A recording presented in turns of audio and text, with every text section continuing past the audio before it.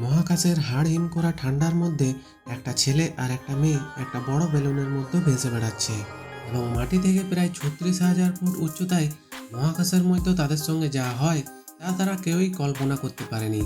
আর এটা কোনো কাল্পনিক কাহিনী নয়, এটা একটা সত্য ঘটনা, একটা দুর্দান্ত অ্যাডভেঞ্চার মুভি, দ্য অ্যারোনটস। মুভিটি শুরু করার আগে সবার কাছে অনুরোধ, ভিডিওটি ভালো লাগলে একটা লাইক আর চ্যানেলটিকে সাবস্ক্রাইব করে দেবেন বন্ধুরা, যাতে আরও ভালো ভালো গল্প নিয়ে আসতে পারি তোমাদের জন্য।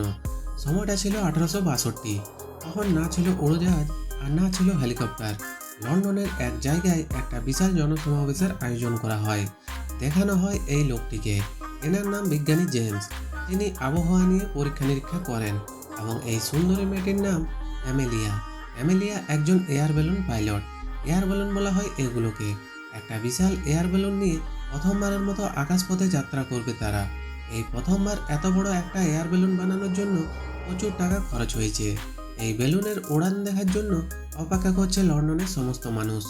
অ্যামেলিয়াকে দেখা যায় যে গ্যালারি ভর্তি দর্শকের সামনে ঘোষণা করে, আমরা এই বিশাল আয়তনের এয়ার বেলুনটাকে নিয়ে আকাশের অনেক উচ্চতায় উড়ান দিতে চলেছি এবং এটা বিশ্বের সেরা ঘটনাগুলোর মধ্যে অন্যতম হতে চলেছে, কারণ তারা এই বেলুনটার সাহায্যে আকাশের এতটা উচ্চতায় যাবে যা আজ পর্যন্ত কেউ যায়নি। সবাই এটা দেখার জন্য কৌতূহল হয়। এর আগে ফ্রান্সে এরকম বেলুনের সাহায্য আকাশে 23,000 ফুট উচ্চতা অতিক্রম করেছিল। এবার এই বেলুনটার সাহায্যে আগের থেকেও 2 গুণ বেশি উচ্চতা পর্যন্ত গিয়ে পৌঁছাবে এরা। এরপর একসময় এমিলি ও জেমস এয়ার বেলুন সমেত আকাশের উদ্দেশ্যে রওনা দেয়। মাটি থেকে কিছুটা উপরে উঠে এমিলি তার খেলা দেখাতে শুরু করে। আর এই সব কিছু বিজ্ঞানী জেমসের কাছে খুব ভয়াবহ এবং বিরক্তিকর লাগছিল, কারণ বিজ্ঞানী জেমস খুবই সাধারণ এবং চুপচাপ থাকতে পছন্দ করে। সে নিজের কাজ করতে খুব ভালোবাসে, কিন্তু এমিলি বান্দরের মতো কখনো এদিকে ওদিকে দৌড়তে ঝুলতে ঝাঁপাতে থাকে এবং একসময় সে তার পোষা কুকুরটিকে বেলুন থেকে ছুঁড়ে ফেলে দেয় এবং তার কিছুক্ষণ পর দেখা যায় সেই কুকুরটির পিঠে থাকা ব্যাগ থেকে প্যারাশুট বেরিয়ে আসে এবং এর ফলে কুকুরটি সুস্থভাবে নিচে নেমে যায়। আস্তে আস্তে বেলুনটা আরও উপরে উঠতে শুরু করে। আকাশের অনেকটা উচ্চতায় ওঠার পর আকাশ থেকে নিচের ঘরগুলোকে দেখার অনুভূতি অনেকটাই সুন্দর। তারা দুজনেই সেটা উপভোগ করতে থাকে। প্রায় 3 মিনিট 13 সেকেন্ড পর তারা 1140 ফুট উচ্চতা অতিক্রম করে দেখা যায় জেমসের কিছু অতীতের কথা মনে পড়ে। এক সময় সে সরকার এবং বৈজ্ঞানিক কমিটিকে বলেছিল, এই পৃথিবীর আবহাওয়াকে ভালো করে বোঝার জন্য আমাদেরকে আকাশের অনেকটা উঁচুতে উঠতে হবে এবং এই জন্য একটা বিশাল বড় এয়ার বেলুনের দরকার। কিন্তু সেই সময় বৈজ্ঞানিক কমিটি জেমসের এই পরিকল্পনার মজা ঘোরায় এবং হেসে উড়িয়ে দেয়, বলে এগুলো শুধু অবাস্তব এবং পাগলের কল্পনা। কিন্তু আজ এই জেমসের পরিকল্পনা বাস্তব হতে চলেছে। গল্পটি ফিরে আসে বর্তমানে। দেখা যায় তারা পৌঁছে গেছে ততক্ষণে 5,400 ফুট উচ্চতায়, যেখানে বাতাসের তাপমাত্রা 64 ডিগ্রি ফারেনহাইট। এরপর তারা ধীরে ধীরে আরও উঁচুতে উঠতে শুরু করে এবং বাতাসে শীতের পরিমাণ বাড়তে শুরু করে। চারিদিকে এতই ঘন কুয়াশা যে আশেপাশের কিছুই দেখা যাচ্ছে না। এই সময় দেখা যায় এমিলি একটা মানুষকে কল্পনা করছে, আর এর আগেও এমনি জনসমাবেশের দর্শকের মাঝে একই ব্যক্তিকে হ্যালুসিনেট করেছিল। কে এই ব্যক্তি এবং কেন এই ব্যক্তি বারবার এমিলির কল্পনাতে আসছিল, এটা একটু পরেই জানতে পারবো। দেখা যায় আবহাওয়ার অবস্থা খুবই খারাপ। জেমসের সাথে যখন এমিলি কথা বলছিল, হঠাৎ করে বেলুনের বাস্কেটে একটা ধাক্কা লাগে। আকাশে জোরে জোরে বিদ্যুৎ চমকাতে শুরু হয়। প্রকৃতির এমন ভয়ঙ্কর রূপ দেখে জেমস তাড়াহুড়ো করে তার বৈজ্ঞানিক সামগ্রী নিয়ে আবহাওয়ার পরিস্থিতি বোঝার চেষ্টা করে। এদিকে এমিলি চেষ্টা করতে থাকে যত দ্রুত সম্ভব এয়ার বেলুনটাকে একটু নিচে নিয়ে যাওয়ার জন্য, কারণ ঝড় বৃষ্টির প্রভাবে বেলুনের মধ্যে থাকা গ্যাস লিক হয়ে গেলে উচ্চতায় তারা প্রাণে বাঁচবে না। তবে নিজেদেরকে সামলানোর আগেই প্রচণ্ড হাওয়ায় তাদের বেলুনটা এদিক ওদিক উঠতে শুরু করে। বেলুনটাকে নিচে নামানোর জন্য এমিলি বেলুনের দড়িতে হাত দিলে জেমস গিয়ে তাকে আটকে দেয় এবং বলে, আমার গবেষণার জন্য এটাই সঠিক সময়। অনেক কষ্ট করে আমি এই জায়গায় পৌঁছেছি, বেলুনটাকে দয়া করে নিচে নামাও না। এদিকে দেখা যায় ঝড়ে তাদের বেলুনের বাস্কেট এদিক ওদিক ধাক্কা খেতে থাকে। এক সময় সেই ঝড়ের ধাক্কায় নিজেকে সামলাতে না পেরে এমিলি বাস্কেটের বাইরে ঝুলতে শুরু করে। সে প্রায় সেই বেলুন থেকে নিচে পড়ে যাচ্ছিল। এদিকে ঝড়ের কারণে জেমস পড়ে গিয়ে তার মাথা ফেটে যায়। এমিলিকে বাঁচানোর জন্য জেমস নিজের কোমরে দড়ি বেঁধে এমিলি এর দিকে হাত বাড়িয়ে তাকে টেনে হিঁচড়ে কোনো রকমে উপরে তোলে। নিজেকে একটু সামলে নিয়ে এমিলির মাথায় একটা বুদ্ধি আসে। সে তাড়াতাড়ি বেলুনের বাস্কেটের ভিতরে থাকা ওজনের ভারসাম্য রক্ষা করার জন্য বালুর বস্তাগুলো একে একে করে বাইরে ঝুলিয়ে দেয়। এই বালির বস্তাগুলো ঝুলিয়ে দিলে বেলুনটা আর এদিক ওদিক ঝুলবে না। এইভাবে ঝড়ের সাথে অনেকক্ষণ লড়াই করার পর একটা শান্ত আবহাওয়া পরিবেশে গিয়ে তারা পৌঁছায়, যেখানে চারপাশে শুধুমাত্র নীল আকাশ আর আকাশের মাঝে অজস্র মেঘ ঘুরে বেড়াচ্ছে এবং তার সাথে ভেসে বেড়াচ্ছে তাদের এতক্ষণ অশান্ত হয়ে থাকা বেলুনটা। নিজেদেরকে এতটা উচ্চতায় দেখে অনেক খুশি হয় তারা, কিন্তু দেখা যায় অ্যামেলিয়া আবার কল্পনায় কোনো একটা খারাপ ঘটনায় ফিরে যায় এবং সেটা ভাবতে শুরু করে। সাথে সাথে নিজের জ্ঞান হারিয়ে ফেলে। অ্যামেলিয়ার এমন কিছু তো খারাপ স্মৃতি আছে অতীতের, যেটার জন্য সে মাঝে মাঝে অতীতের ঘটনাগুলোতে ফিরে যাচ্ছে। অতীতের ঘটনায় দেখানো হয় অ্যামেলিয়ার বোন অ্যামলিকে পুরনো সব কিছু ভুলে নতুন করে জীবন শুরু করার পরামর্শ দেয়। আগে যেটা ঘটে গেছে সেটার জন্য দুঃখ পেও না, গল্পটি আবার বর্তমানে ফিরে আসে। দেখা যায় অ্যামেলিয়ার জ্ঞান ফিরেছে। জেমস জিজ্ঞেস করে, কি হয়েছিল তোমার, হঠাৎ করে তোমার জ্ঞান হারালো কেন? কিন্তু অ্যামেলিয়া কিছুই বলে না এবং তখনই দেখা যায় তাদের এয়ার বেলুনের বাস্কেটে অসংখ্য সুন্দর প্রজাপতি কোথার থেকে যেন উড়ে এসে বসছে। খোলা আকাশে উড়তে উড়তে তারা এমন একটা সুন্দর অভিজ্ঞতার সম্মুখীন হবে এটা তারা ভাবতেও পারেনি। এরপর গল্প আবারও অতীতে ফিরে যায় এবং দেখা যায় এর আগেও এরকম একটা এয়ার বেলুন তৈরি করে আকাশের অনেকটা উচ্চতায় ওঠার চেষ্টা করা হয়েছিল এবং সেখানেও অংশগ্রহণ করেছিল অ্যামেলিয়া। অ্যামেলিয়ার সঙ্গে ছিল তার স্বামী, আর যে মানুষটাকে অ্যামেলিয়া মানুষের মধ্যে হ্যালুসিনেট করছিল এই মানুষটা হলো তার স্বামী। ঘটনাটি আবার বর্তমানে ফিরে আসে এবং দেখা যায় এখন তারা 23,000 ফুট উচ্চতা অতিক্রম করে ফেলেছে। এরপর জেমস তার বাক্স থেকে একটা পাখি বের করে এবং তার সহকর্মী ও বন্ধু যে কিনা নিচে দাঁড়িয়ে আছে, যার নাম জন, তার কাছে সাফল্যের বার্তা পাঠিয়ে দেয় যে আমরা 23,000 ফুট উচ্চতায় পৌঁছে গেছি। তাদের এই সফলতায় জেমস এবং এমিলি দুজনেই ভীষণ খুব খুশি হয়, কিন্তু খুশি বেশিক্ষণ স্থায়ী হয় না, কারণ উল্টো দিকে দেখা যায় উচ্চতা বাড়ার সাথে সাথে ঠান্ডা প্রচণ্ড বাড়ছে। তবে সেদিকে জেমসের কোনো নজর নেই, তাই এমিলি সিদ্ধান্ত নেয় আর উঁচুতে না উঠে এবার নিচে নামতে শুরু করা যাক, কারণ তাদের কাছে ভালো কোনো শীতের পোশাক ছিল না এই ঠান্ডা থেকে রক্ষা পাওয়ার। এর থেকেও বেশি উপরে গেলে কিন্তু মৃত্যুও ঘটতে পারে। কিন্তু বিজ্ঞানী জেমস কিছুতেই রাজি হয় না। সে বলে আমাদের আরও কিছু উচ্চতায় থাকা দরকার, কারণ আমি এমন কিছু গবেষণা করছি যা পরবর্তীকালে আবহাওয়া ইতিহাস পাল্টে দেবে। আমরা আবহাওয়া সম্বন্ধে অনেক আগে থেকেই বুঝতে পারবো কখন বৃষ্টি পড়বে, কখন ঠান্ডা হবে, কখন গরম পড়বে, কোন দিন ঝড় উঠবে। এই জন্য আমাকে আর কিছু সময় দরকার ওখানে থাকবার জন্য। আমাকে রিসার্চ করার জন্য আর কিছুক্ষণ টাইম দাও। অ্যামেলিয়া প্রথমে অরাজি হলেও শেষ পর্যন্ত জেমসের কথা মতো সে একটি ভর্তি বস্তা নিচে ফেলে দেয়, যাতে বাস্কেটটার ওজন হালকা হয়ে যায় এবং সেটা আরও উপরে উঠতে পারে। কাহিনী আবার অতীতে যায়। দেখানো হয় জন, যে কিনা জেমসের সহযোগী ছিল, সেই জন এমলিকে গিয়ে রাজি করিয়েছিল যে আপনাকে আমার বন্ধুর সঙ্গে উপরে যেতে হবে, কারণ আমার বন্ধু জেমস একজন আবহাওয়া বিশেষজ্ঞ।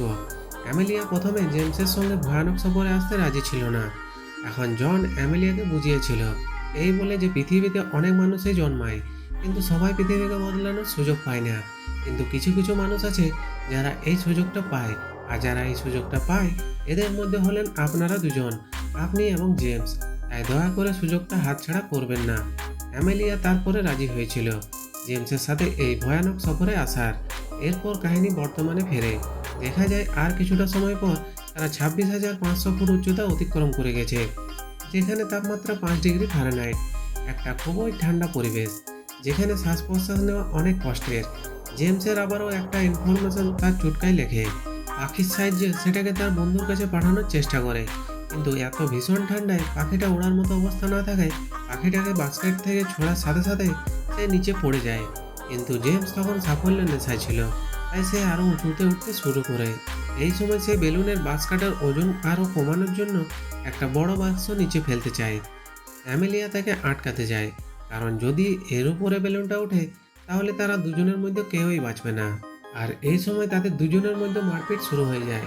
তখন অ্যামেলিয়া দেখে জেমসের নাক থেকে রক্ত পড়ছে। অতিরিক্ত উচ্চতায় পর্যাপ্ত অক্সিজেনের অভাবে জেমসের ব্রেন ক্ষতিগ্রস্ত হতে শুরু করেছে।